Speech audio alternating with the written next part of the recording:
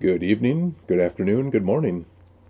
Welcome back for another new book reading in the book of Haggai, chapters 1 and 2, reading for December 26, 2025. We'll get some of the background here first. The author is Haggai. Date written is 520 BC. Do you have trouble finishing the projects you start? This was a definite problem for the people of Haggai's day. Haggai lived in Jerusalem shortly after many Jews had returned from exile in Babylonia. Those who returned had begun to rebuild the temple, but opposition soon mounted from local enemies. Eventually, the Jews abandoned the project when it was only half finished. After several years, Haggai, along with the prophet, priest named Zechariah, began a campaign to continue work on the temple. In this book, Haggai admonishes the governor Zerubbabel and the high priest Yeshua to finish building a house for the Lord. Apparently, the combined efforts of Haggai and Zechariah worked, and the temple was completed and rededicated in 516 BC. And we'll get started off, cruising down the daily reading plan, 26th, the book of Haggai. A call to rebuild the temple, chapter 1.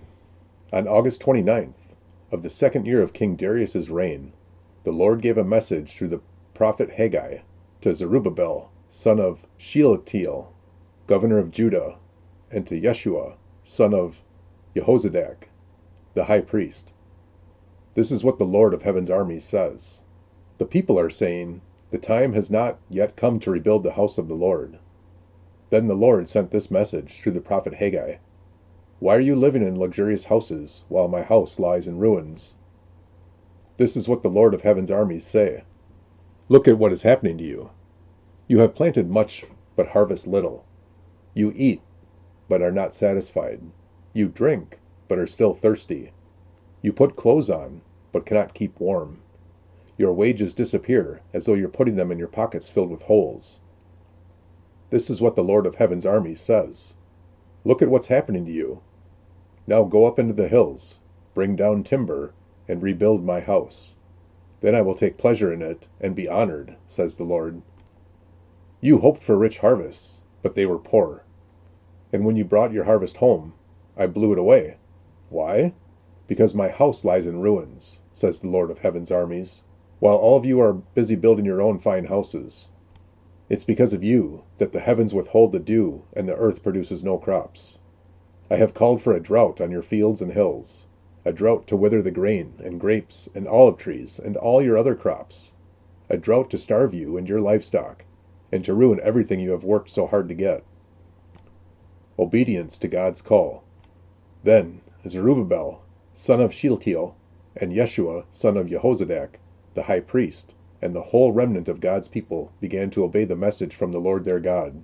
When they heard the words of the prophet Haggai, whom the Lord their God had sent, the people feared the Lord. Then Haggai, the Lord's messenger, gave the people this message from the Lord. I am with you, says the Lord. So the Lord sparked the enthusiasm of Zerubbabel, son of Shealtiel, governor of Judah, and the enthusiasm of Yeshua, son of Jehozadak, the high priest, and the enthusiasm of the whole remnant of God's people. They began to work on the house of their God, the Lord of Heaven's armies, on September 21, in the second year of King Darius's reign. Chapter 2. The New Temple's Diminished Splendor. Then on October 17 of that same year, the Lord sent another message through the prophet Haggai. Say this to Zerubbabel, son of Shealtiel, governor of Judah, and to Yeshua, son of Jehozadak, the high priest, and to the remnant of God's people there in the land. Does anyone remember this house, this temple, in its former splendor? How, in comparison, does it look to you now? It must seem like nothing at all. But now the Lord says, Be strong, Zerubbabel. Be strong, Yeshua, son of Jehozadak, the high priest. Be strong, all of you people still left in the land. And now get to work, for I am with you, says the Lord of Heaven's armies. My spirit remains among you, just as I promised when you came out of Egypt. So do not be afraid. For this is what the Lord of Heaven's armies says. In just a little while, I will again shake the heavens and the earth, the oceans and the dry land. I will shake all the nations, and the treasures of all the nations will be brought to this temple. I will fill this place with glory, says the Lord of heaven's armies. The silver is mine, and the gold is mine, says the Lord of heaven's armies. The future glory of this temple will be greater than its past glory, says the Lord of heaven's armies. And in this place I will bring peace. I, the Lord of heaven's armies, have spoken. Blessings promised for obedience. On December 18, of the second year of King Darius's reign, the Lord sent this message to the prophet Haggai. This is what the Lord of heaven's armies says. Ask the priest this question about the law. If one of you is carrying some meat from a holy sacrifice in his robes, and his robe happens to brush against some bread or stew, wine or olive oil, or any other kind of food, will it also become holy? The priests replied, No.